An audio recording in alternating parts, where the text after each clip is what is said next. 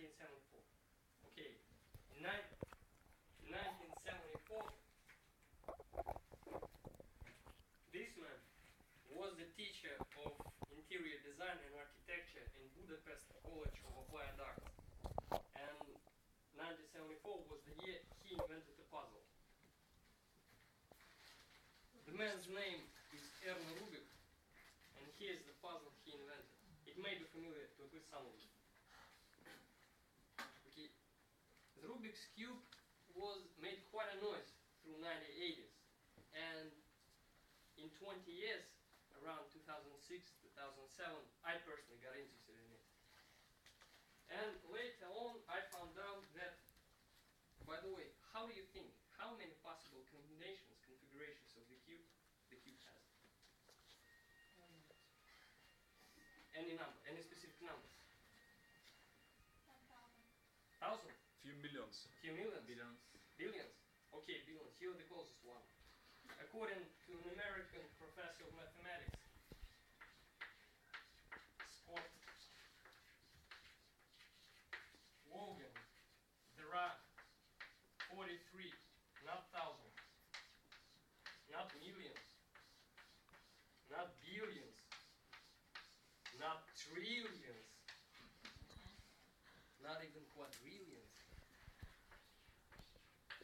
but 43 quintillions possible combinations of the Rubik's Cube.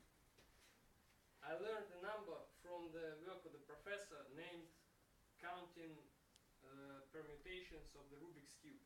You can find the work, this 33 pages long work, in the internet. Now imagine 43 quintillions possible combinations and just one right answer. To help you just a little bit, your imagination just a little bit, imagine a grain of sand 2 millimeters in diameter. The volume of the grain is approximately 1 nanocubic meter, 10 in power minus 9. On the other hand, I learned that there is a beautiful lake in Altai Mountains, Lake Teletska. The lake is 78 kilometers long, 5 kilometers wide, and on average 175 meters deep. Once again, to help you just a little bit, picture the Washington Monument. Here it is. The monument is 169 meters high. Add 6 meters to it, approximately 2 stories of a building. And you can imagine how the lake is deep on average. Now, and the volume of the water in the lake is approximately 40 cubic kilometers, which is 40 quintillion times the volume of the grain 2 millimeters in diameter. Now, let's get out all of the water of the lake, out of the lake, and start pouring sand instead of water. And while we're pouring in sand, let's mix in randomly the grain. What are you doing? The grain in the sand. Now your task is to find the grain in the lake of sand. Impressive, isn't it? I didn't know the task was that difficult when I started playing with the cube. And naturally, after some time, I did get stuck, and I was a bit discouraged.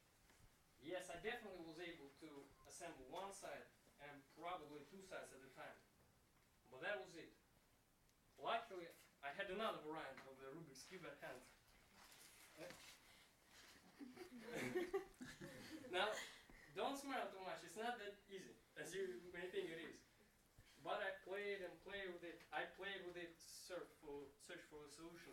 While I was walking to my work, while I was walking back home, during lunch breaks, it came to the point where I started dreaming about the thing, honestly. And eventually, I came up with a concept. I want to solve the cube side by side, preserving the sides that are already assembled.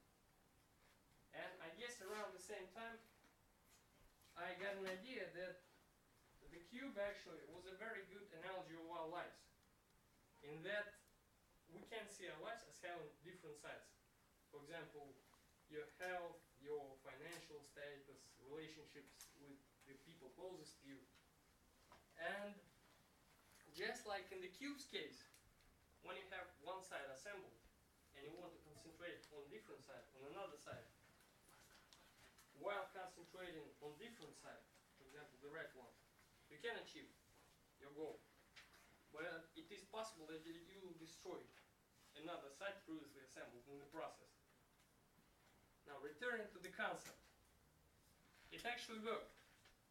First I was able to assemble the 2x2 cube, then I was able to assemble the classical one. But what I think is, isn't it possible that the concept is good not just for the cube, but for our lives in general?